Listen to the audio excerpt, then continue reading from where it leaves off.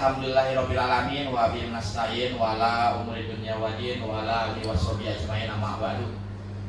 Yang saya hormati Bapak Kepala SD Negara Mukti 03 dan yang saya cintai dan banggakan rekan sejawat saya, teman bercurah pikiran tentang anak-anak, guru SD Negara Mukti 03. Puji dan syukur marilah kita panjatkan kehadirat Allah Subhanahu wa taala karena atas izinnya kita bisa berkumpul kembali di tempat ini dengan keadaan sehat walafiat. Shalawat serta salam marilah kita curahkan kepada junjungan kita Nabi Muhammad sallallahu alaihi wasallam. Teman-teman, hari ini izinkanlah atau perkenankanlah saya melakukan pemahaman dan penerapan budaya positif di sekolah, di mana hal tersebut adalah bagian dari tugas saya sebagai calon guru penggerak di angkatan 10, di mana salah satunya ada materi tentang budaya positif. Oke, sebelum kita beranjak ke materi, nih saya mau ini dulu nih, mau tepuk semangat dulu. Ayo, tepuk semangat. Semangat.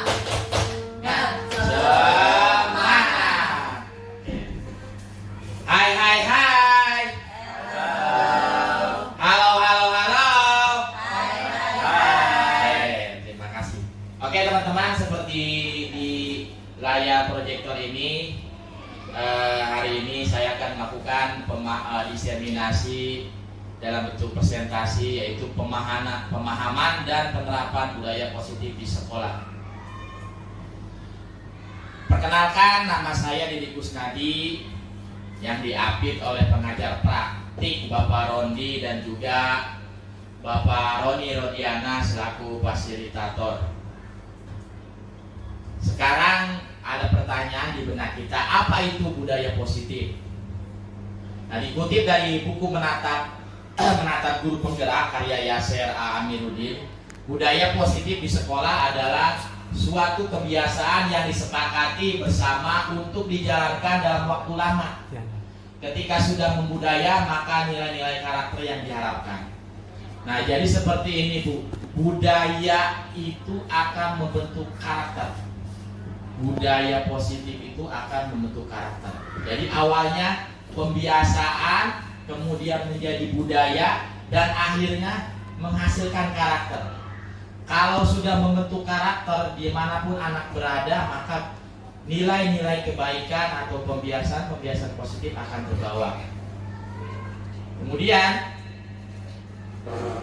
sebelum menerapkan hal tersebut, ada perubahan paradigma yang perlu kita pahami, yaitu di sini saya akan melakukan kegiatan pemantik. Saya akan membagikan sebuah kertas. Silakan dioper Bu Ika dan Bu Oyat.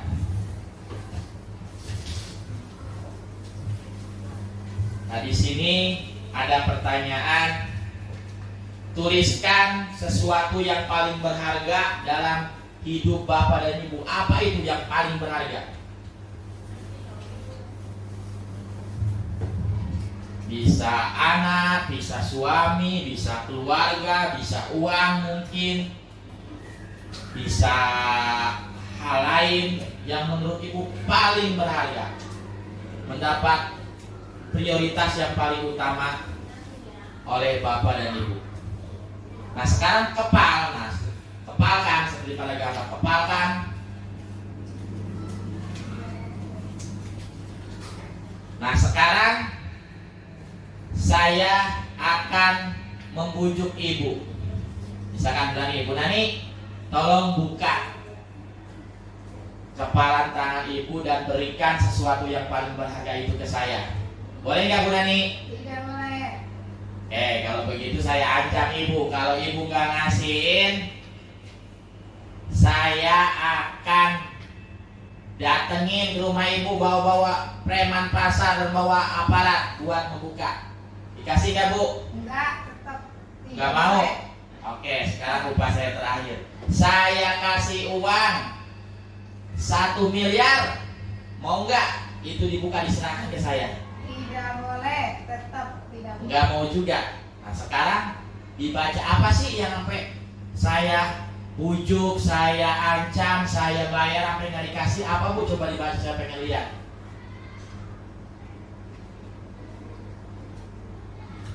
Keluarga. Bu Nani mungkin keluarga tidak ternilai, ya, tidak bisa ditukar oleh apapun. Nah sekarang tangan ibu itu bisa dipengaruhi nggak sama saya biar dibuka, biar ditutup? Siapa yang megang kontrol tangan ibu itu? Siapa? Bu Nani. Nah di sini dari simulasi tadi menunjukkan bahwa posisi kontrol itu ada di diri kita masing-masing. Kita nggak bisa mengontrol orang. Saya nggak bisa mengontrol Bu Nani. Atau mungkin suami Bu Nani aja. Kalau saya mungkin jarang ketemu, nggak ada hubungan darah, nggak ada hubungan pernikahan, suami ibu aja. Misalkan menyuruh ibu mengukas sesuatu yang berharga, tetap nggak mau. Itu menunjukkan bahwa kita sendiri yang memegang posisi kontrol atas segala perilaku kita. Nah di sini nyambungnya ke paradigma atau anggapan kita mengenai ilusi guru dapat mengontrol murid. Kita kadang beranggapan kita bisa mengontrol murid, memaksa murid. Ternyata tidak. Mereka nurut ke kita itu ada motivasinya, ya. Ada mungkin motivasi takut, cari aman, atau motivasi dari dalam diri sendirinya dan segala macam. Ia pengen dapat pujian itu. Jadi itu merupakan ilusi buat kita. Kalau misalkan motivasinya hanya motivasi tingkat 1 dan 2, dapat apa? Tadi karena untuk mencari hukuman atau kenyamanan dan mendapat pujian, mungkin tidak akan menjadi karakter bagi murid. Nanti kalau jauh sama kita mungkin melakukan hal yang tidak diinginkan lagi atau yang tidak sesuai dengan budaya positif. Kemudian ilusi bahwa semua penguatan positif efektif. Nah, tadi penguatan positif itu dalam bentuk bujukan, rayuan, itu penguatan positif seperti tadi. Dan juga ilusi bahwa kritik akan membuat orang merasa bersalah dan dapat menguatkan karakter. Kadang kita suka mengkritik, misalnya Bu Oya, tolong, ya saya pribadi suka mengkritik. Tolong kelas 1 tuh kotor gitu kan. Harapan saya mengkritik biar Bu Oya itu misalkan saya dikritik hari ini biar bersih. Ternyata itu ilusi saya aja. Ternyata saya malah tidak menguatkan karakter Bu Oya. Karena kenapa? Tidak muncul motivasi intrinsik, motivasi dari dalam. Mungkin Bu Oya membersihkan karena segan atau nggak enak aja sama saya gitu kan. Jadinya harus sering-sering diingatkan. Nah kemudian ilusi bahwa orang dewasa memiliki hak untuk memaksa. Kita kadang suka memaksa anak-anak kita melarang ini dan itu gitu. Padahal mereka juga mungkin menghindari ketidaknyamanan aja gitu. Kalau nggak ada kita lagi di sekolah mungkin ya mereka main HP gitu kan. Nah itu yang ilusi-ilusi buat kita. Kemudian bila kita ingin membuat kemajuan perlahan nih, kata Stephen R. Covey ya, sedikit-sedikit katanya, kalau kita bikin perubahan sedikit-sedikit, kita hanya mengubah sikap kita doang gitu. Kita ngasih contoh ke anak-anak itu ya akan berubah cuma perlahan. Tapi kalau kita mau merubah secara karakter dan tidak lekang oleh waktu sampai lulus dari sekolah ini mereka punya karakter yang baik, kita harus merubah cara pandang kita ke mereka. Ya. Mindset kita yang harus dirubah, yaitu kita harus mengubah bagaimana kita melihat dunia dan bagaimana kita berpikir tentang manusia, dan ubahlah pandangan-pandangan kita tentang mereka, pandangan-pandangan yang salah. Ya, kemudian skema pemahaman dan penjelasan dan tentang aspek-aspek tertentu tentang realitas yang terjadi serelevan dengan kehidupan kita sehari-hari. Nah ini ilusi-ilusi tersebut masih dalam tahapan stimulus respon. Kita hanya merespon saja. Dan diharapkan lewat perubahan paradigma ini nanti akan kita ke teori kontrol. Nah di sini seperti stimulus respon, realitasnya kebutuhan kita sama. Anggapan kalau ilusi, padahal kebutuhan kita itu berbeda. Ya, kebutuhan Bu Nani dan kebutuhan Bu Oya, Bu Nengsi itu berbeda sesuai dengan kebutuhan masing-masing. Kemudian kita mencoba mengubah orang agar berpandangan sama. Nah, kalau value control, kita berusaha memahami pandangan mereka. Kemudian dalam stimulus respon mengatakan orang lain bisa mengontrol saya. Tetapi pada teori kontrol hanya Anda atau hanya kita yang bisa mengontrol diri kita.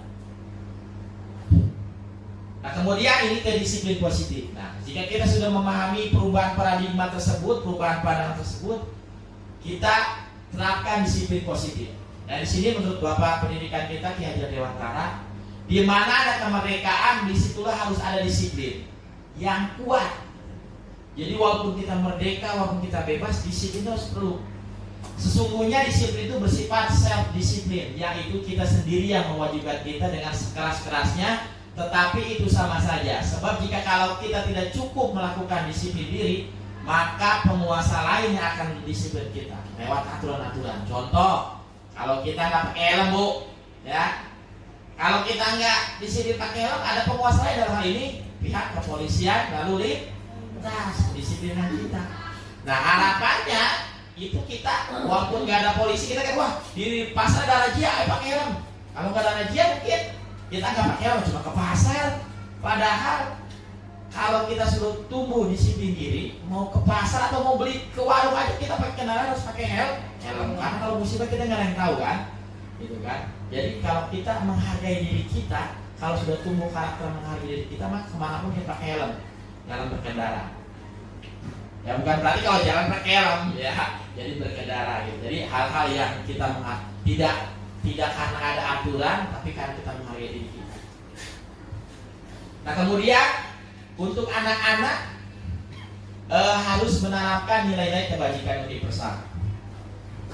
Kebajikan universal itu kebajikan yang bisa diterima di mana saja. Dalam hal ini kebajikan universal yang harus menjadi karakter anak-anak kita yang sesuai dengan kurikulum Merdeka, yaitu profil pelajar Pancasila.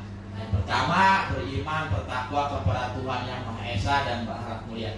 Kegiatannya bisa aja pembiasaan, contoh kayak sholat duha, contoh kita di sekolah kita yang ada cyber siswa berbagi, ya hal seperti itu ya. Kemudian mandiri. Nah, di kita di Pajajaran ada program prakarya ya setiap hari Selasa. Nah, ini tujuannya mereka bisa mandiri. Kemudian bernalar kritis.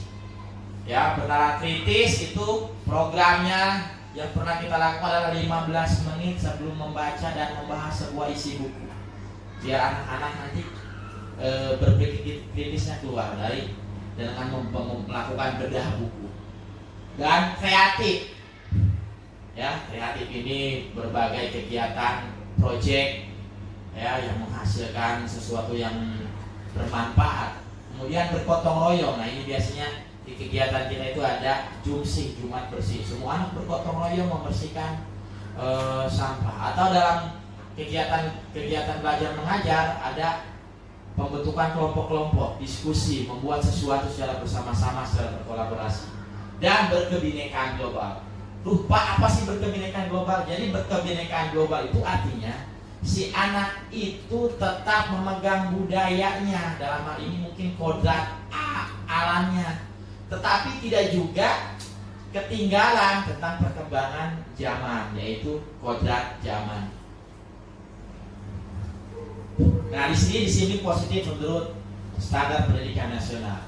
Tujuan mulianya disiplin positif adalah agar terbentuk murid-murid yang berkarakter, berdisiplin, santun, jujur, peduli, bertanggung jawab, dan merupakan pembelajar sepanjang hayat sesuai dengan standar kompetensi lulusan yang diharapkan. Nah, ini disiplin positif menurut standar pendidikan nasional. Nah, kemudian ada teori motivasi, hukuman, dan penghargaan. Nah, tadi kata saya kan setiap orang mempunyai motivasi tadi, Bu Nani. Misalkan membersihkan sampahnya atau anak-anak datang ke pagi-pagi ke sore itu, mereka punya teori motivasi, ya, motivasi tertentu. Ya, pertama nih, motivasi yang paling rendah itu untuk menghindari ketidaknyamanan atau hukuman. Nah, ini biasanya ya, kalau ada kita ada anak-anak rajin gitu, biasanya mereka untuk menghindari hukuman dari kita, ya. Nah, yang kedua, yang lebih soft lagi nih, tingkatan untuk mendapatkan imbalan atau penghargaan dari orang lain atau pujian juga bisa, ya. Nah, diharapkan ini motivasi yang ketiga, Bu, untuk menjadi orang yang mereka inginkan dan menghargai diri sendiri dengan nilai-nilai yang mereka percaya. Kalau motivasi yang ketiga mereka lakukan, insya Allah sudah lulus dari sekolah kita juga. Contoh, kalau biasa bebersih, maka di rumah juga akan bersih, ya. Contoh, anak-anak misalnya, ada sampah dipungut. Jadi sudah timbul, karena mereka menganggap bahwa mereka buang sampah itu bukan takut sama guru atau pengen dipuji sama guru, tapi menghargai diri sendiri dan menghargai lingkungan. Nah, kemudian ada konsekuensi, ya. Tindakan terhadap suatu pelanggaran pada umumnya berbentuk hukuman atau konsekuensi, dan dalam penerapan disiplin positif ada yang dikenal dengan restitusi. Nah, restitusi adalah proses menciptakan kondisi bagi murid untuk memperbaiki kesalahan mereka sehingga mereka bisa kembali pada kelompoknya, kepada teman-temannya, ya, kepada kelasnya dengan karakter yang lebih kuat. Itu diutarakan oleh dosen. Nah, kemudian menurut Charles Goshen juga tahun 96, restitusi juga merupakan proses kolaborasi, ya, yang mengajarkan murid untuk mencari solusi untuk masalah mereka. Jadi restitusi ini bukan hanya menghukum dalam satu pihak, satu arah, tapi mereka mencari solusi gimana caranya memperbaiki kesalahan dan membantu murid tentang orang seperti apa yang mereka inginkan dan bagaimana mereka harus memperlakukan orang lain. Nah, perbedaan hukuman, konsekuensi, dan restitusi. Ya, hukuman biasanya sesuatu yang menyakitkan, tapi konsekuensi adalah sesuatu yang harus terjadi. Sudah disepakati sebelumnya lewat kesepakatan kelas atau keyakinan kelas, ya. Dan juga ada restitusi. Restitusi adalah tingkatan teratas. Dapat restitusi itu merupakan pilihan. Jadi si anak bisa memilih sendiri, gitu, perbaikan apa yang akan mereka lakukan. Nah, kemudian dalam hukuman, korban mendapat keadilan. Contoh nih, hukuman korban. Contoh, misalkan ada si A membuat nangis si B. Nah, kita hukum tuh si A, ya, dihukum. Nah, itu si anak mendapat keadilan. Nah, rasain lu, makanya bikin saya nangis. Jadi dihukum tuh kan, rasain. Kalau hukuman yang dapat keadilan itu cuma si korban. Nah, kalau konsekuensi, korban merasa korban bisa diabaikan, dalam artian korban tidak mendapat keadilan secara penuh. Tapi restitusi ini korban mendapatkan ganti.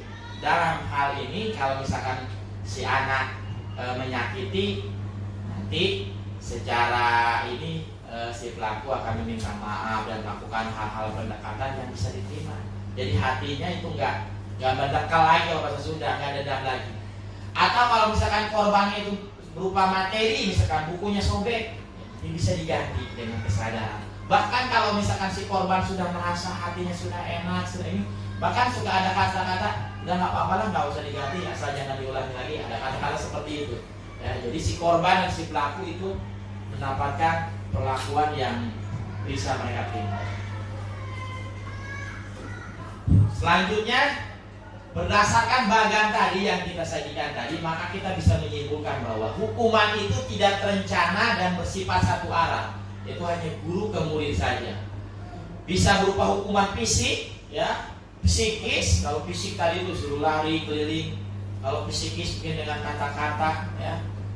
Kemudian kalau konsekuensi bersifat rencana, sudah disepakati sebelumnya, Bu, ya. Bentuk-bentuk konsekuensi dibuat oleh pihak guru atau sekolah.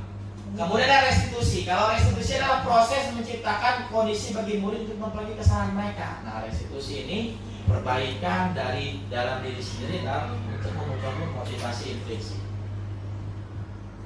Nah, di sini ada kuis pemahaman. Kita lihat.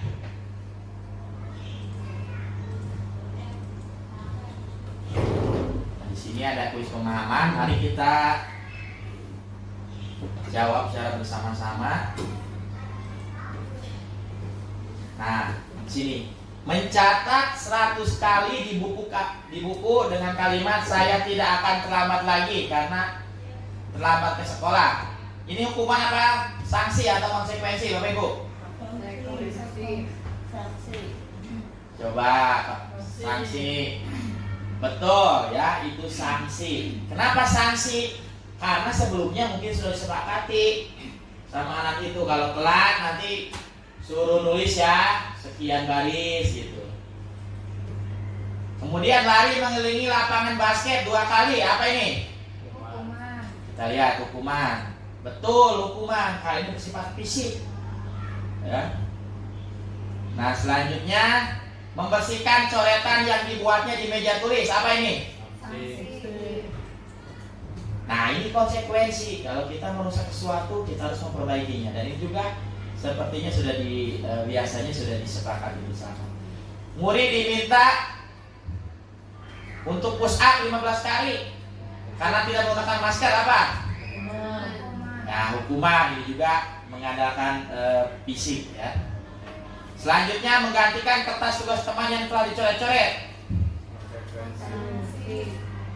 Ya, konsekuensi. Nah, ini konsekuensi. Berjemur di lapangan basket pukul 12 siang karena mengobrol dengan teman. Hukuman. Nah, ini juga fisik ya, hukuman. Selanjutnya, murid diminta bertelanjang kaki karena tidak menggunakan sepatu. Apa ini?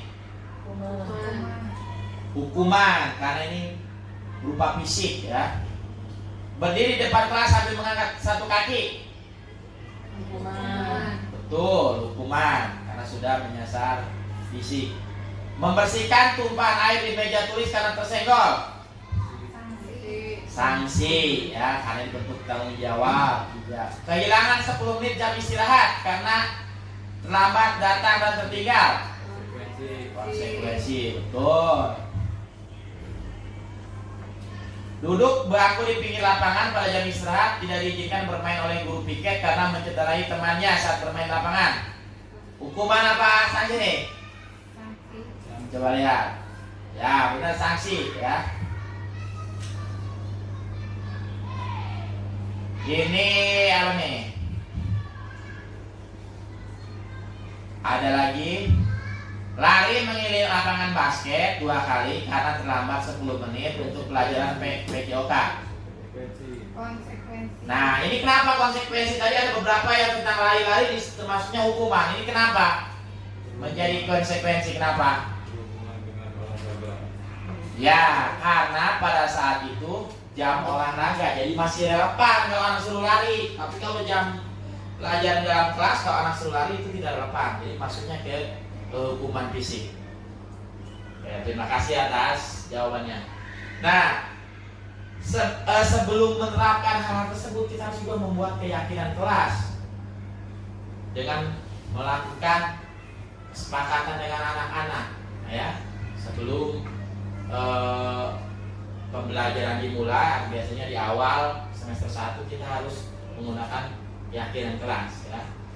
Kenapa Kak? Kenapa keyakinan kelas? Enggak peraturan sudah ada di tata tertib ya? Kenapa Kak enggak peraturan kelas aja udah ada kok tata tertib? Ya. Nah di sini jawabannya. Kalau keyakinan kelas itu dibuat berdasarkan kesepakatan antara guru dan siswa, berarti bisa aja keyakinan kelas Bu Oya beda dengan Bu Nengsi atau dengan Pak Jaja, ya karena disepakatinya oleh warga kelas. Sedangkan peraturan biasanya dibuat oleh guru dan bersifat satu arah. Kalau peraturan, anak tidak merasa dilibatkan, makanya kalau melanggar itu kadang-kadang mereka nggak sadar diri, ya, atau tidak mengingat. Kalau dibuat secara bersama-sama mereka bisa mengingat, oh iya dulu pernah disepakati ya sama ibu dan bapak. Nah, tahapan-tahapan pembuatan keyakinan kelas yaitu mempersilahkan warga kelas untuk mencurahkan ide.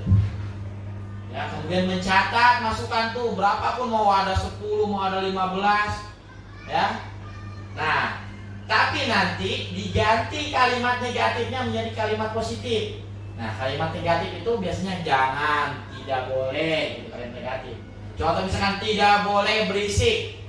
Kira-kira dirubah lagi menjadi kalimat positifnya yang lebih halus. Misalkan berbicara dengan suara yang pelan. Gitu. Nah sekarang kalau misalkan jangan buang sampah sembarangan atau jangan mengganggu orang lain, itu apa kalimat positifnya? Apa? Saling menghormati.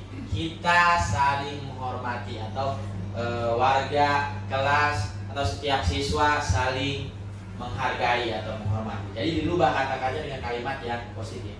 Nah nanti kalau sudah banyak, udah ada 15 atau 10, itu nanti disamakan Bu, ada poin-poin yang sama satu anak dengan yang lain, pasti yang sama pikirannya. Itu disederhanakan menjadi 5 atau 7 saja peraturannya, biar si anak tidak terlalu bingung kalau terlalu banyak. Nah kalau sudah ditinjau ulang, bagaimana anak, Anda mau tambah enggak atau sudah setuju? Nah kalau sudah disetujui, ada tanda tangannya tuh, ditanda bersama-sama, mungkin sama ketua kelompok kalau sistemnya kelompok ya. Nah setelah itu keyakinan kelas ditempel di dinding kelas biar mereka bisa ingat, oh ini keyakinan kelas loh, oh ini keyakinan yang pernah saya usulkan loh. Jadi mereka merasa memiliki dan insya Allah akan timbul kesadaran diri untuk mematuhinya. Nah kemudian kebutuhan dasar. Nah berdasarkan pada teori kontrol, di mana dinyatakan bahwa ada suatu tujuan di balik sebuah perilaku. Kita juga percaya bahwa murid memiliki tujuan di balik perilaku mereka. Salah satunya adalah untuk memenuhi kebutuhan dasar mereka. Nah, di sini ada pertanyaan pemantik, Bu. Ya, Ibu Ambar, guru kelas 2A di SD Pelita Hati, sedang bingung menghadapi ulah salah satu murid di kelasnya. Beberapa anak di kelas 2A telah datang padanya dan mengeluhkan Doni yang seringkali meminta bekal makan siang mereka dengan paksa. Jika Anda menghadapi situasi seperti Ibu Ambar, apa yang akan Anda lakukan? Menurut Anda, kira-kira apa alasan Doni melakukan hal tersebut? Nah, di sini ada 5 kebutuhan dasar. Pertama, bertahan hidup. Kedua, kasih sayang dan rasa diterima. Ketiga, penguasaan. Keempat, kebebasan. Yang kelima, kesenangan. Kira-kira dari kasus tadi Ibu Ambar, si Doni ini kebutuhan dasar mana yang mau mereka penuhi? Bertahan hidup, ya. Iya. Nah, di sini bertahan hidup contohnya apa? Nah, ini makanan. Kalau misalkan si Doni perutnya lapar, berarti dia bertahan hidup. Karena lapar mungkin nggak diongkosin sama orang tuanya, atau ongkosnya habis buat beli mainan, ya. Harus ke tukang mainan yang harganya mahal-mahal. Anak ongkos 10.000, mainan 10.000, ya nggak ada buat jajan. Nah, itu tadi anak-anak beli mainan mengorbankan uang jajannya, motivasinya apa tuh? Kesenangan, ini senang mainan gitu. Nah, tadi kalau memang alasan si Doni kayak gitu, ya motivasinya bertahan hidup, ya, karena bertahan hidup itu berusaha memenuhi makanan, kesehatan, tempat tinggal, pakaian, dan keamanan. Nah kemudian, tapi kalau si Doni ini misalkan caper sama Bu Nani, saya caper sama Bu Nani, pengen dipanggil Bu Nani itu cantik, saya senang lihat alisnya, misalkan namanya kan. Mungkin anak-anak itu kan, saya pengen dipanggil, saya senang. Padahal saya ongkos ada kok 20.000, perut udah kenyang, gitu kan, udah makan bubur sama nasi uduk, tapi saya pengen dipanggil alis, Ibu. Kemungkinan si Doni ini butuh kasih sayang dari gurunya, gitu kan, pengen dielus-elus, gitu kan, pengen rasa diterima, gitu kan, pengen kerjasama, pengen diperduliin sama Bu Nani. Nah kemudian penguasaan, ya. Kalau penguasaan contohnya setiap anak nih, ayo anak-anak, siapa yang mau jadi pemimpin upacara besok? Saya Bu, saya, gitu kan. Nah itu kadang-kadang anak ada yang pengen tampil aja dulu, padahal dia nggak bisa. Itu dia pengen penguasaan, pengen menunjukkan bahwa dia bisa. Masalah belajar nanti aja. Itu kebutuhan dasar akan penguasaan, memimpin itu maksudnya, ya, diakui, berprestasi. Nah kemudian kebebasan. Nah kemarin kita pernah ngobrol, Pak ini nggak mau nulis si anak, pengennya ngedaplok. Kalau saya sih Sikandar ya, karena badannya besar dia pengen ngedaplok aja di lantai, nulisnya sambil ngedaplok. Ya mungkin pengen bebas, ya, pengen bebas, pengen nulisnya enak kayak gitu. Kalau kenapa? Kalau itu katanya ngap, gitu kan, karena badannya lain dari yang lain. Atau mencoba hal baru, misalkan ada anak yang nulisnya sambil berdiri di tembok, gitu. Kenapa? Ternyata sekali usut dia lihat sebuah film yang nulis di punggung tuh, ada permainan yang nulis di punggung, karena mereka mungkin kok memang bisa nulis di punggung, karena temannya nggak ada yang mau pakai dia pakai tembok. Nah, ya, hal-hal kebebasan seperti itu, ya, berekspresi, lebih ekspresif. Kemudian kebutuhan dasar akan kesenangan. Nah, ini humor, kayak anak nih yang suka moyok-moyokin orang tua, mungkin kata dia melucu ya, lucu, tapi kan mungkin anak yang dipoyokinnya nggak bisa merasa tersinggung. Kemudian bermain. Kalau kita nih, anak-anak kita tinggal nih, ntar ya ibu atau bapak mau ke toilet dulu, sebentar aja anak-anak sudah ada di lapangan pada main bola, ya. Nah, itu mungkin mereka berusaha memenuhi kesenangannya dalam hal bermain. Nah, kemudian di sini ada 5 posisi kontrol kita, Bu, sebagai guru, Bu. Oke, selanjutnya 5 posisi kontrol kita sebagai seorang guru. Posisi pertama sebagai penghukum. Ini posisi yang paling rendah, Bu. Ya, mungkin beberapa dari kita pernah melakukannya. Kemudian pembuat rasa bersalah. Ya, pembuat rasa bersalah. Kemudian sebagai teman. Yang keempat, posisi sebagai pemantau. Dan yang terakhir adalah posisi sebagai manajer. Dan posisi sebagai manajer adalah posisi yang seharusnya bisa kita terapkan kepada anak-anak. Nah, di sini ada video simulasi, ya, bukan simulasi, video tentang bahagia ibu dan bapak guru hebat dalam penerapan disiplin positif restitusi. Mari kita saksikan ya bersama-sama ya. 5 posisi kontrol. 5 posisi kontrol dalam restitusi adalah proses perjalanan seorang pendidik agar dapat mengenali dirinya. Pada video kali ini kita akan membahas tentang 5 posisi kontrol yang dikembangkan oleh Diane Gosling dan contoh penerapannya.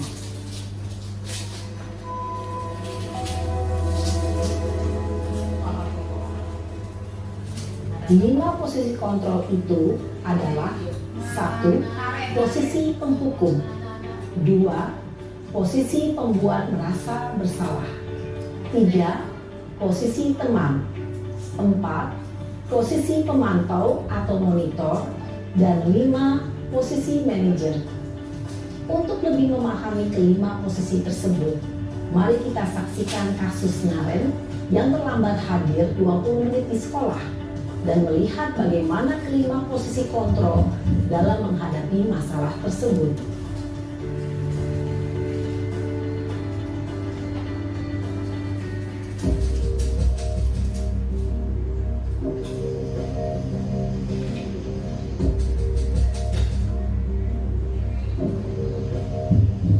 Naren,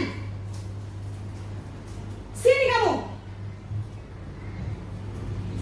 Selamat pagi, Bu. Selalu terlambat. Kamu deh, pasti terlambat. Maaf, Bu. Saya Apa? Apa coba? Alasan kamu apa lagi? Kapan sih kamu tidak terlambat? Malas sekali ya kamu jadi anak. saya Dasar pemalas. Gak kapok-kapok sih kamu. Sudah berapa kali terlambat? Sana, kamu keliling lapangan basket 2 kali. Kenapa saya harus keliling lapangan basket, Bu? Kenapa? Kamu melawan ibu? Berani-beraninya jawab. Sudah terlambat, masih berani jawab pula. Sekarang, keliling lapangan basket 5 kali sekalian. Biar kapok. Cepat, pergi sana ke lapangan basket. Posisi penghukum biasanya berbicara dengan nada tinggi, menghardik, menunjuk-nunjuk, menyakiti, dan menyindir. Hukuman bisa berupa fisik maupun psikis. Ibu dan bapak guru hebat. Dampak yang terjadi pada murid ketika guru berada pada posisi penghukum adalah murid cenderung akan memberontak, bahkan menyimpan dendam.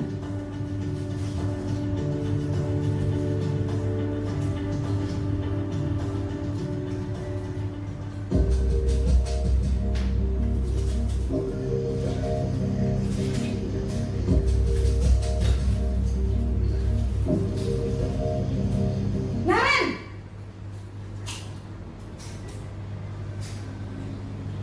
Selamat pagi, Bu.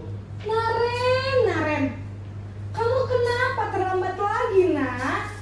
Ya Tuhan, Naren, kamu senang ya bikin ibu susah ya? Kalau kamu terlambat lagi, nanti ibu yang ditegur bapak kepala sekolah, nak. Disangka ibu tidak bisa membina kamu.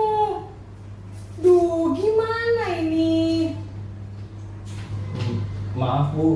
Duh, Gusti Naren, kamu suka ya kalau ibu ditegur bapak kepala sekolah? Terus, sekarang ibu harus tulis apa ini di buku absen? Ini kamu sudah sering terlambat loh. Ibu harus apa coba? Maaf, Bu. Maaf sekali. Ya sudah, lain kali jangan bikin ibu susah lagi ya nak ya. Ibu tidak akan kuat lagi kalau kamu begini terus. Bisa jantungan kalau ibu ditegur bapak kepala sekolah. Sana cepat ke kelas. Maaf ya, Bu. Maaf sekali. Posisi pembuat rasa bersalah berbicara dengan nada tenang, cenderung lembut. Namun kata-kata yang diutarakan membuat murid merasa menjadi orang yang gagal, memandang buruk dirinya sendiri, merasa tidak berharga, dan tidak sanggup membahagiakan orang lain. Ketika guru mengambil posisi pembuat rasa bersalah, murid akan menganggap dirinya yang bersalah dan ia akan menyimpan emosi negatif tersebut di dalam dirinya.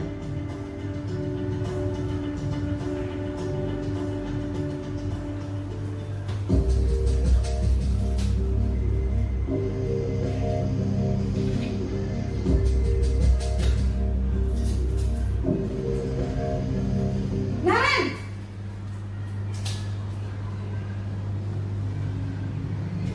Selamat pagi, Bu. wah sudah jam berapa ini nak? Terlambat lagi ya sayang. Iya, Bu.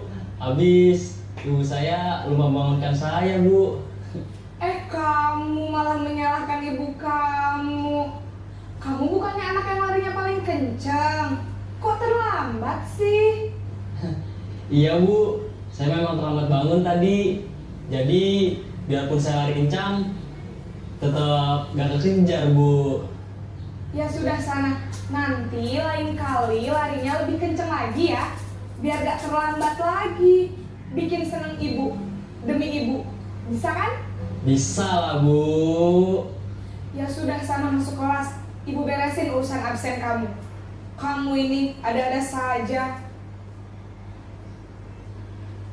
Dalam posisi teman, guru berbicara dengan nada suara ramah, akrab, cenderung bersenda gurau untuk menjaga suasana tetap santai.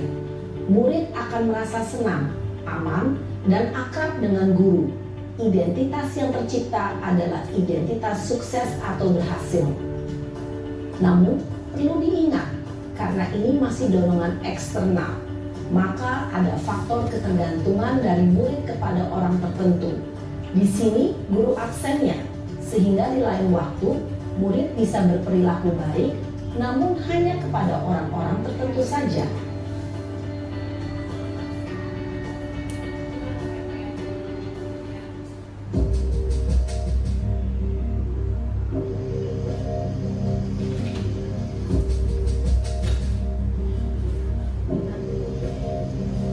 Naren!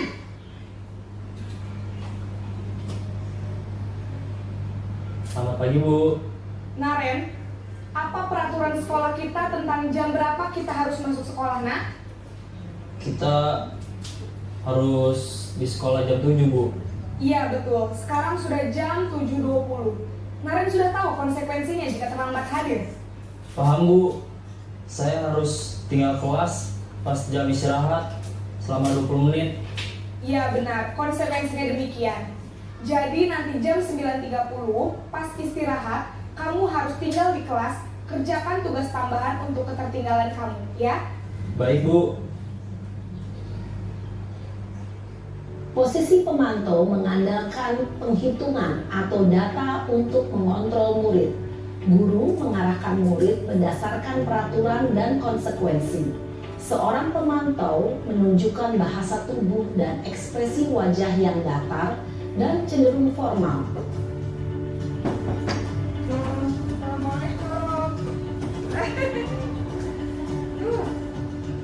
Selamat pagi Bu. Selamat pagi Naren. Maaf Bu, saya terlambat.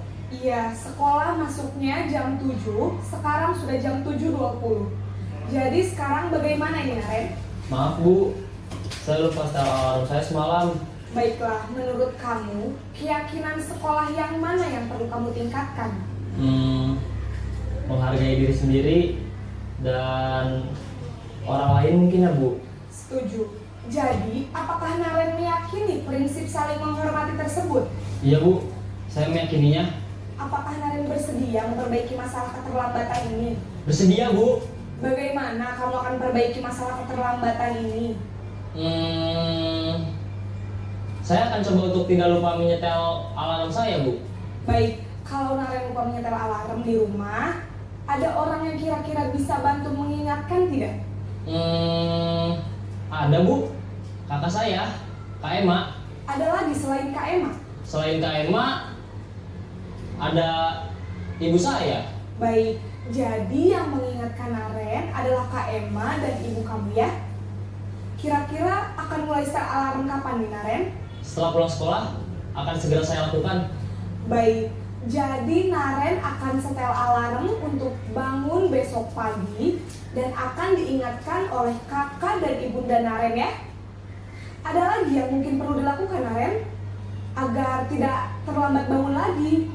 Tidak ada Bu. Baik Naren, terima kasih untuk kerjasama kamu. Sekarang kamu perlu kembali ke kelas untuk belajar. Baik Bu, terima kasih. Posisi manajer adalah posisi kontrol yang disarankan untuk membimbing murid memiliki sikap disiplin yang positif, yaitu murid yang mandiri, bertanggung jawab, dan dapat memecahkan masalah. Tujuan dari posisi ini adalah agar murid dapat berefleksi atas tindakannya. Guru akan dengan tulus memberikan pertanyaan-pertanyaan bermakna, sehingga membuat murid dapat belajar dari kesalahannya dan mencari sebuah solusi untuk menyelesaikannya. Ibu dan Bapak guru hebat, setelah mengamati adegan kelima posisi kontrol tadi, kira-kira posisi mana yang paling ideal? Posisi mana yang dapat menunjang motivasi intrinsik murid? Ya, tentu posisi manajer. Posisi ini memang posisi ideal yang ingin dituju setiap pendidik. Pada posisi inilah, guru dapat menerapkan disiplin positif yang berpihak pada murid, yang memerdekakan murid. Perjalanan seorang pendidik tentunya tidak mudah untuk sampai pada posisi seorang manajer. Namun, tujuan kita pasti, yaitu menciptakan murid-murid yang mandiri, merdeka, dan bertanggung jawab. Semoga penggambaran 5 posisi kontrol yang telah diperlihatkan ini dapat menjadi ajang refleksi bagi kita semua, agar dapat terus mengasah dan menerapkan disiplin positif yang memerdekakan murid.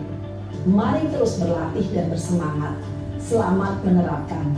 Salam dan bahagia Ibu dan Bapak guru hebat.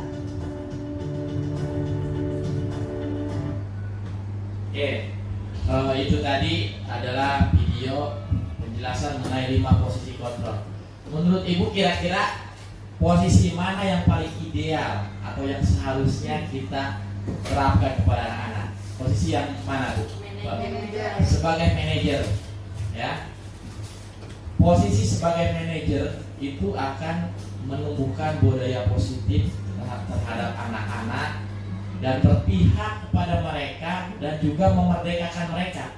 Jadi memerdekakan di sini adalah mereka bisa membuat pilihan-pilihannya, pilihan yang muncul dari motivasi intrinsik, ya, motivasi dalam diri dari diri mereka.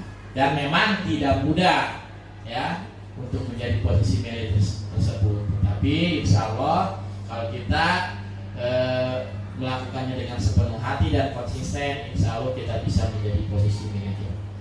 Nah, sebelumnya nih, kita pernah nggak nih melakukan sebagai posisi penghukum? Mungkin hampir semua pernah, ya, termasuk saya pribadi pernah. Nah, ternyata posisi penghukum ini ciri-cirinya menghardik, ya, menuju membentak-bentak dan memberikan hukuman fisik atau verbal. Nah, dampaknya itu anak menjadi pendendam. Seperti tadi si Naren, kamu ya, kamu lagi, gitu. Baru nganggap si Naren mau bikin alasan, nggak boleh. Sudah kamu lari. Nah, jadi si anak akan mungkin sakit hati dan menjadi pendendam. Nanti akan menjadi guru atau wakil tertentu. Kemudian membuat merasa bersalah. Nah, kalau membuat merasa bersalah, suaranya lembut, ya. Namun menyalahkan siswa. Contoh, "Duh Naren, ini gimana kalau ibu ntar ditegur sama kepala sekolah gara-gara kamu terlambat terus? Kamu gak kasihan sama ibu?" Nah, posisi pembuat rasa bersalah ini sama dengan penghukum, akan menciptakan si anak, yaitu pribadi yang gagal. Ya, dampaknya itu si anak akan merasa bersalah bahwa kesalahannya itu akan membuat orang lain itu ditegur ataupun diomelin pihak lain, dan mengakibatkan mereka rendah diri dan menarik diri, ya, dari kelompoknya.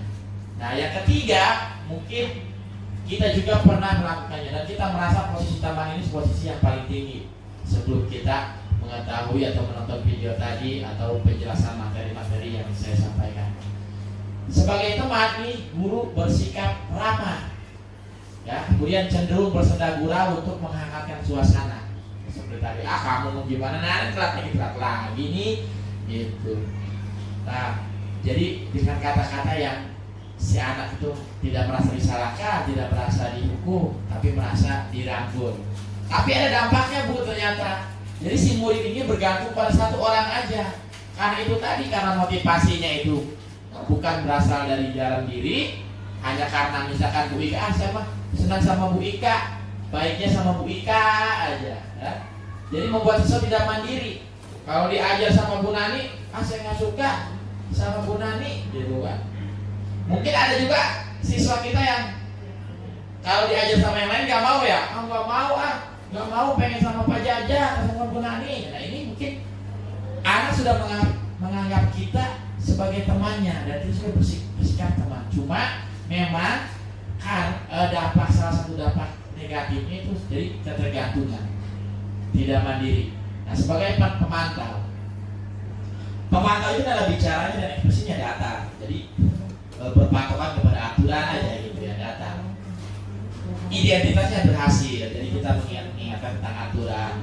Tapi dampaknya tidak sepenuhnya mandiri, ya, si anak tidak sepenuhnya mandiri.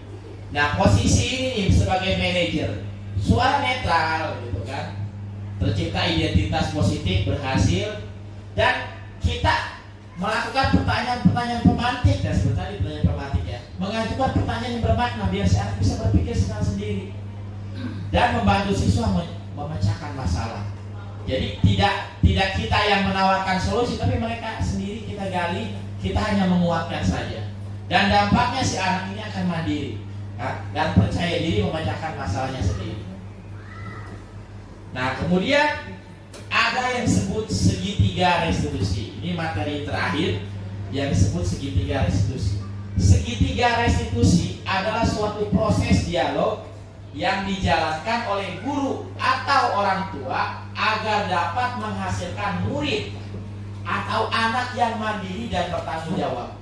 Jadi Bapak Ibu, segitiga restitusi ini tidak hanya kita terapkan di sekolah, bisa kita terapkan kepada anak-anak kita, ya, karena di sini tidak hanya guru saja, ada orang tua. Nah, kemudian segitiga restitusi ini tahapannya adalah yang pertama menstabilkan identitas, yang kedua validasi tindakan yang salah, Dan yang ketiga adalah menanyakan keyakinan. Nah, ada beberapa kata-katanya Bu, ada ciri-cirinya.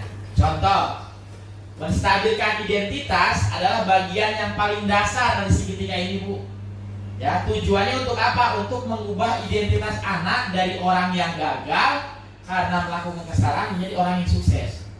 Anak ataupun seseorang kalau sudah melakukan kesalahan biasanya ngoyo ini ya, karena bersalah, ya, merasa bersalah, takut, ya, berkecamuk lah mungkin diisi pikirannya, hatinya. Dan kita harus menstabilkan, ya, galau bahasanya, kita stabilkan, ya. Nah, ketika seorang merasa sedih dan emosional Bu, mereka tidak bisa mengakses bagian otak yang berfungsi untuk berpikir rasional.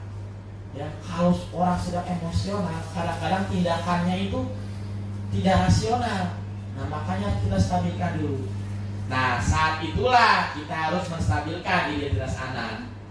Ya, sebelum terjadi hal-hal yang bisa memperburuk keadaan. Contoh, misalkan anak yang marah-marah, ya, sebelum misalkan merugikan lebih banyak lagi orang lain, kita harus membantu anak untuk tenang dan kembali ke suasana hatinya di mana proses belajar dan penyelesaian masalah bisa kita lakukan.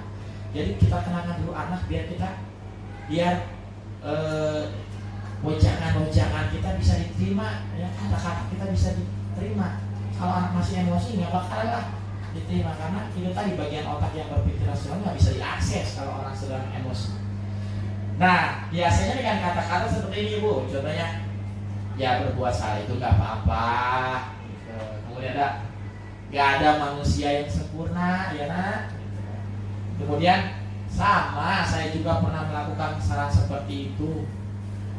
Ya, atau ada kata ini, bapak atau ibu tidak tertarik mencari siapa yang salah, tapi bapak ibu ingin mencari solusi dari permasalahan ini. Ya, seperti hal kata-kata seperti itu. Kemudian kalau anak sudah stabil identitasnya, sudah nggak emosi lagi, sudah tenang, sudah bisa kita omongin. Nah, di sini kita melakukan validasi tindakan yang salah. Nah, setiap tindakan kita dilakukan dengan suatu tujuan, yaitu memenuhi kebutuhan dasar. Itu tadi tuh kembali ke 5 kebutuhan dasar. Anak-anak apapun itu kesalahannya pasti mempunyai kebutuhan dasar. Ya, kalau kita memahami kebutuhan dasar, kita bisa menemukan cara-cara paling efektif untuk memenuhi kebutuhan tersebut. Nah, kita mungkin pernah berpikir, ya, menyuruh anak untuk menghentikan sikap yang tidak baik, seperti jangan diulangi lagi ya, jangan seperti itu ya. Kita berpikir mungkin itu bisa efektif. Tapi teori kontrol menyatakan bahwa resep itu tidak manjur atau tindakan itu tidak manjur. Mungkin tindakan guru dengan memvalidasi sikap yang tidak baik seperti bertentangan dengan aturan yang ada. Ya, mungkin bertentangan ya dengan paradigma kita, dengan pandangan kita sebelumnya. Karena di sini ada kata-kata kayak gini, ya. Padahal kamu bisa melakukan lebih buruk lagi. Kamu pasti punya alasan mengapa melakukan hal itu, ya. Nah, restitusi ini walaupun ada kata-kata memvalidasi kesalahan, tapi bukan berarti menyarankan guru atau mentolerir bahwa melanggar aturan adalah sikap yang baik, bukan Bu ya. Tapi dalam restitusi guru harus memahami alasannya, ya. Jadi bukan membenarkan kesalahannya, tapi kita validasi dulu, ya. Apa alasannya? Kalau alasan kita sudah tahu, kita bisa kita bisa memahami pola pikir mereka, ya. Nah, kemudian kalau kita sudah validasi kesalahannya, yang terakhir adalah menanyakan keyakinan. Nah, teori kontrol menyatakan bahwa kita ini pada dasarnya termotivasi secara internal. Kita punya alasan masing-masing melakukan sesuatu itu. Ketika identitas sukses telah tercapai, kemudian tingkah lakunya juga sudah divalidasi, maka anak akan siap, atau siapapun, atau pribadi, ataupun seseorang itu akan siap dihubungkan dengan nilai-nilai yang dia percaya. Ya, pernah ada peribahasa seperti ini. sejahat-jahatnya orang, pasti hati nuraninya itu tahu mana yang benar dan salah. Nah itu kita tumbuhkan, kita sambungkan dengan hati nuraninya mengenai nilai-nilai yang dia percaya, supaya dia berpindah menjadi orang yang dia inginkan. Ya, penting untuk menanyakan ke anak kehidupan seperti apa nantinya yang mereka inginkan. Apakah kamu ingin menjadi orang yang sukses, bertanggung jawab, ataupun bisa dipercaya? Nah nanti kita sambungkan. Contoh, kamu pengen apa? Pak, saya pengen jadi presiden.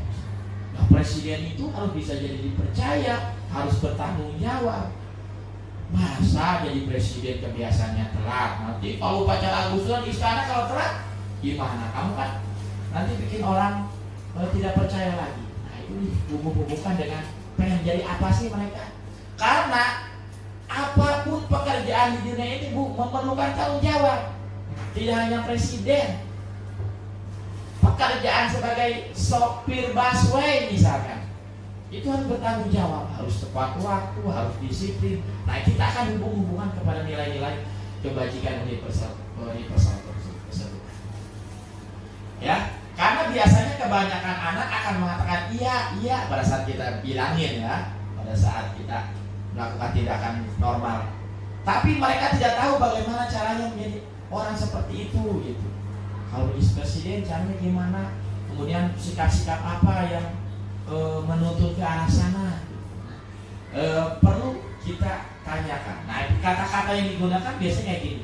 Apakah kita percaya sebagai kelas atau keluarga? Kemudian nilai-nilai umum apa yang kita sepakati? Nah, ini nyambung lagi ke keyakinan kelas tadi itu ya. Kemudian apa bayangan kita tentang kelas yang ideal? Terus kamu mau jadi orang seperti apa sih? Nah, kalau sudah kita korek, sudah kita dapatkan informasi, kita bisa menyambungkannya dengan nilai-nilai kebaikan. Dan ini nanti si anak akan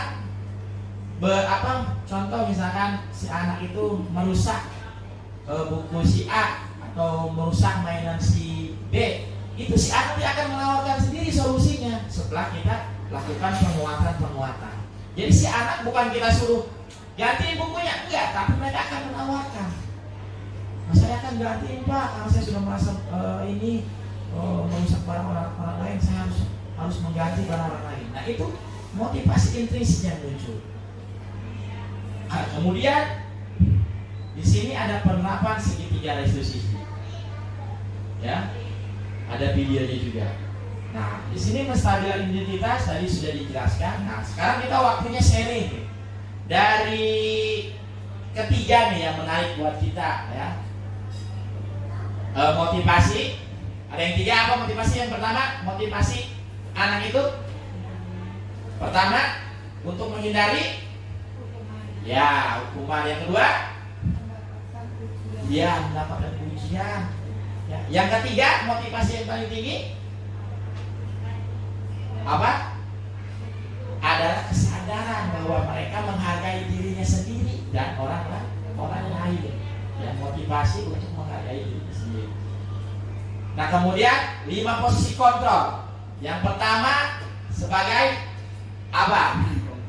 Penghukum. Kedua, pembuat rasa bersalah. Betul, Bu Nani. Ketiga, apa Bu Ayat? Sebagai teman. Keempat, pemantau. Yang terakhir kelima, manajer. Nah, kemudian menstabilkan identitas. Yang pertama kita harus apa dulu tadi? Harus di segitiga restitusi. Yang pertama kita untuk apa? Ini menstabilkan identitas. Yang kedua, validasi tindakan yang salah. Yang ketiga, menanyakan keyakinan. Nah, untuk materinya sampai di sini, sampai ke segitiga restitusi. Selanjutnya ada waktu 10 menit kita untuk sharing, berbagi pengalaman atau pertanyaan. Baik, silakan. Siapa yang akan bertanya atau bersharing, bercurah pendapat, mari kita sambungkan dengan materi-materi yang sudah saya jelaskan tadi. Silakan. Pak Jijat sekarang diambil mic-nya Ibu Ayat. Mengenai apa saja bisa motivasi ya. Terima kasih atas waktunya yang diberikan. Saya tertarik dengan tadi yang posisi kontrol ya. Baru kita ketahui bahwa kita selama ini hanya ada di posisi yang 1, 2, 3, dan 4. Kebanyakan mungkin jadi posisi penghukum rata-rata kalau di sekolah kita, dimana posisi hukum ini, penghukum ini mungkin posisi yang paling gampang untuk guru ke anak-anak.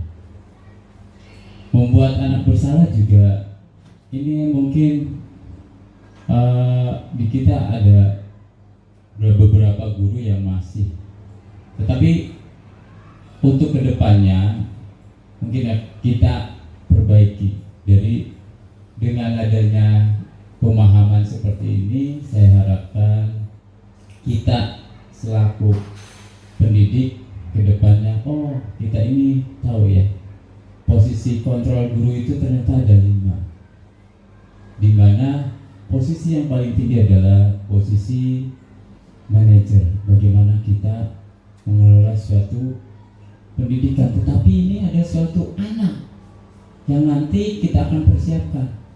Anak ini mau jadi apa ke depannya? Apakah dia mau jadi dokter? Dokter yang bagaimana yang kita inginkan? Atau jadi guru yang di guru yang bagaimana yang kita inginkan? Atau jadi polisi apa yang kita inginkan? Tentunya jangan jadi dokter, mungkin dokter yang bisa peduli pada sesama, saling menghormati, saling menolong. Jadi polisi yang baik, yang benar-benar berpihak pada orang yang benar-benar tidak bersalah.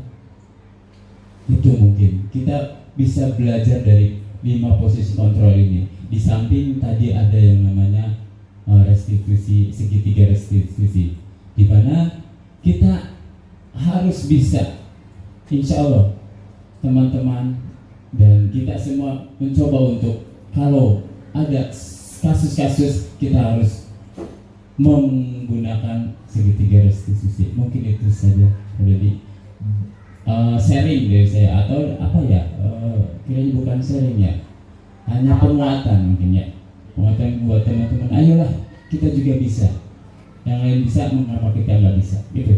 Terima kasih. Oke. Terima kasih Pak Jajat. Terima kasih. Betul sekali Pak Jajat. Materi tentang 5 posisi kontrol guru ini adalah salah satu materi yang menampar, dalam tanda kutip ya, menampar saya, gitu kan? Karena mungkin kita nih berpikir, ya, jadi guru itu cuma datang jam 7, pulang jam 12, habis itu selesai, gitu kan? Ngajar yang kita ngajari, kelas selesai. Ternyata jadi guru itu tidak sesimpel itu Pak Jajat, ya. Dan saya juga di pendidikan guru penggerak ini, kalau kata merasa tertampar, mah ini, benar kata Pak Jajat, sering kita merasa sebagai penghukum, merasa yang sebagai teman ini merasa udah paling tinggi banget. Ternyata ada lagi di sini yang lebih tinggi. Kita paling, kalau suasana hati kita lebih enak, paling teman ya, kita baik, gitu kan. Seperti itu. Seringnya mungkin di antara kita tengah-tengah membuat rasa bersalah gitu. Kalau penghukum bahkan mungkin kita nggak ngalah, kita tengah-tengah aja gitu. Tapi ternyata gini Bu, saya waktu ditanya apa waktu wawancara mau ikut pendidikan ini, ada pertanyaan, apa motivasi jadi guru? Saya jawab yang mungkin bagi sebagian orang itu jawabannya klasik Bu, klise lah, klise. Saya setiap ditanya apa pengen jadi guru, mungkin tadi kata Bu Nani, untuk mencerdaskan anak bangsa mungkin ya. Kalau saya begini Bu, saya merasa orang yang dalam tanda kutip tidak terlalu baik, bukan ahli ibadah. Kadang saya suka berharap suatu saat nanti, ini di saat kita mau masuk surga atau neraka, ada anak-anak kita yang narik Bu tangan kita, Pak sini, dulu Bapak nyebokin saya gitu kan, dulu Bapak, ya karena memang kemarin saya sama Pak Jajan tuh pernah dia mungkin anak mungkin sering Pak ya. Dulu makanya kita sekolah kita WC-nya nggak terlalu banyak sekarang. Belum ada air dulu Pak, belum ada masuk pump, jadi susah. Jadi anak-anak banyak yang kebelat. Ya, simple. Mudah-mudahan ada anak yang bisa menaik tangan kita ke surga. Gitu. Tapi kalau kita logikanya terbalik, kalau kita ngajarnya seenaknya, malah sebaliknya. Takutnya ada nariknya ke neraka, ngejorokin ke neraka. Udah ngeri banget ya, mungkin angan-angan saya atau motivasi saya tinggi banget, tapi memang seperti itulah gitu. Nah saya merasa ke belakang itu bukan guru yang baik, tapi setelah mempelajari ini, ya tadi kata Pak Jajan, minimal ayolah kita naik level dikit-dikit gitu. Minimal kita bisa punya rasa empati, itu yang penting. Empati itu bisa merasakan apa yang orang lain rasakan. Nah kalau kita sudah mempunyai rasa empati, insya Allah kita tidak akan semena-mena terhadap orang lain. Nah untuk yang lain mungkin ada pertanyaan, silakan. Bu Nani, silakan. Ditekan.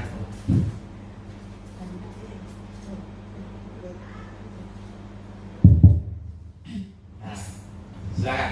Assalamualaikum warahmatullahi wabarakatuh. Waalaikumsalam warahmatullahi wabarakatuh. Saya ada sedikit pertanyaan ya Pak mengenai disiplin positif. Nah, disiplin positif itu kan kita ada di situ salah satu contohnya itu kita harus membuat keyakinan kelas ya.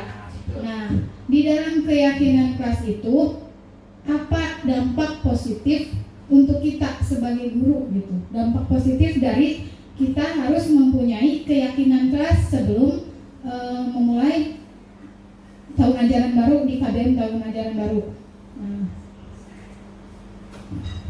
Ya, lagi. yang kedua itu, jadi keyakinan kelas itu siapa aja tokohnya dalam kesepakatan kelas tersebut, siapa aja yang terlibat, gitu ya Pak. Terus apakah keyakinan kelas itu ada sebuah kasus di saya di kelas gitu ya Pak. Jadi anak itu kan disekolahkan ada yang namanya pembiasaan. Pagi itu ada literasi, dan kalau yang untuk di saat pulang sekolah itu ada yang namanya BTI kan. Nah, itu anak itu mau dia mengikuti kegiatan tersebut, tetapi orang tuanya itu nggak mau, ayo pulang gitu. Jadi si anak itu tidak pernah mengikuti kegiatan tersebut dikarenakan orang tuanya yang nggak mau. Buru-buru pulang. Nah, ya kalau pagi juga orang tuanya datangnya siang. Jadi anak tersebut tidak bisa mengikuti kegiatan tersebut. Bagaimana cara kita untuk biar anak tersebut itu bisa ikut disiplin sesuai dengan apa yang kita inginkan gitu Pak. Terima kasih. Oke, terima kasih banyak. Bagus sekali pertanyaan dari Bu Nani. Yang pertama, apa dampak positif keyakinan kelas buat anak? Yang kedua, bagaimana kalau ada kasus kalau si anaknya sih mau mengikuti pembiasaan-pembiasaan di kelas tapi orang tuanya tidak mau gitu kan. Contoh BTK kan kita di akhir waktu ya, mungkin pengen kabur aja gitu kan, pengen pulang mungkin ada keperluan. Nah ini Bu, nanti di tahun ajaran baru kita buat keyakinan kelas. Ada yang keyakinan kelas, ada kesepakatan kelas Bu ya. Jadi kalau keyakinan kelas itu kita dan anak-anak gitu. Nah kalau kesepakatan bisa kita dengan orang tua. Contoh, ya kita jawab dulu yang nomor satu masalah dampak positif. Dampak positifnya buat anak Bu, anak itu jadi pertama merasa dilibatkan dalam hal baik. Ya, contoh ya anak-anak, nih kita kelas yang baik itu harus seperti apa sih? Sok silakan.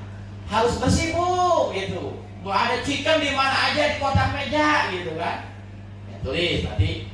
Marilah kita bersama-sama menjaga kebersihan. Jangan gini, bukan ada jangan nyimpen jangan buang chicken di kotak, jangan. Itu kalimatnya kan?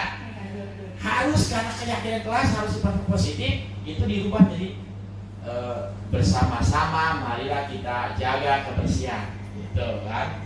Nah, kemudian dampak positifnya buat apa? Jadi si anak kalau suatu saat nanti melakukan hal yang tidak sesuai dengan keyakinan, kita bisa mengingatkan. Tadi tuh yang segitiga diskusi.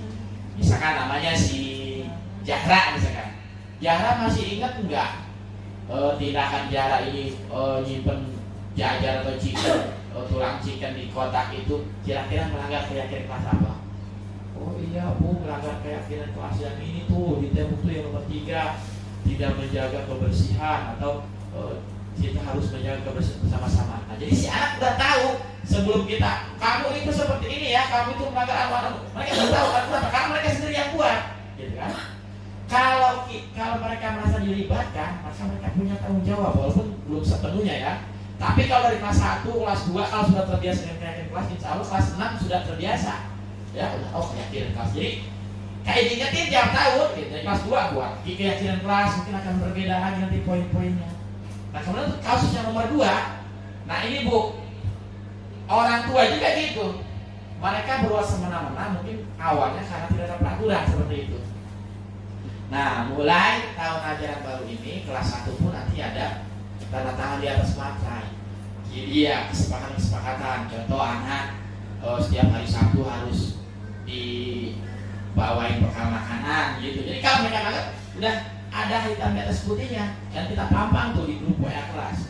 Dan juga nanti ada kita anak diwajibkan membawa botol dan tempat makan sendiri.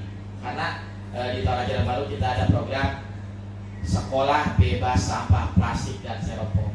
Nah nanti kalau ada kesepakatan kayak gitu, apalagi di atas materai ditandatangani secara bersama-sama, mereka selalu diingatkan gitu. Kita nggak perlu ngomong-ngomongin. Ibu-ibu ingat ya kesempatan kita di awal tahun pelajaran kayak gitu. Ya, jadi seperti itu.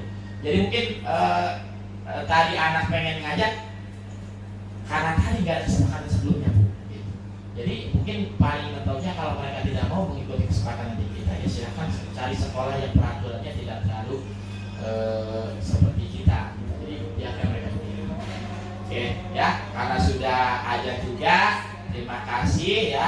Saya akhiri diseminasi hari ini. Saya ucapkan terima kasih banyak atas waktu dari Bapak dan Ibu sudah menghadiri undangan saya ya untuk kita, bukan saya menggurui ya, tapi kita bertukar ilmu lah, kita sharing-sharing. Untuk itu marilah kita akhiri pertemuan ini dengan mengucapkan bacaan hamdalah. Alhamdulillahirabbil alamin. Wassalamualaikum warahmatullahi wabarakatuh.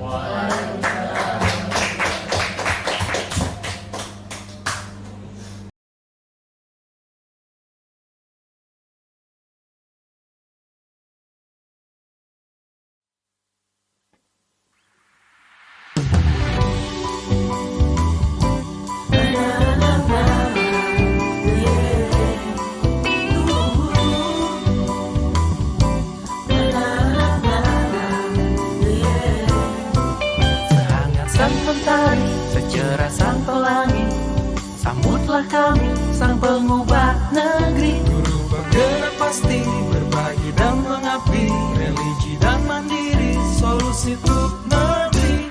Bergerak cerdaskan bangsa, gotong royong dalam satu irama.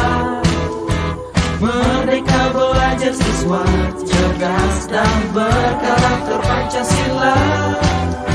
Taklukkan rintangan yang ada, percaya yang kuasa guru penggerak akan selalu ada untuk siswa Indonesia bahagia.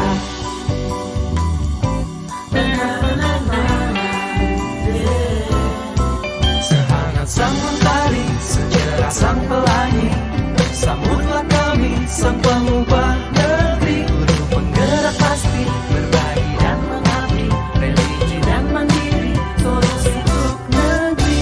Bergerak cerdaskan bangsa, gotong royong dalam satu irama. Wujudkan cita-cita siswa, cerdas dan berkarakter Pancasila. Taklukkan rintangan yang ada, percaya yang kuasa guru penggerak akan selalu ada untuk siswa Indonesia bahagia.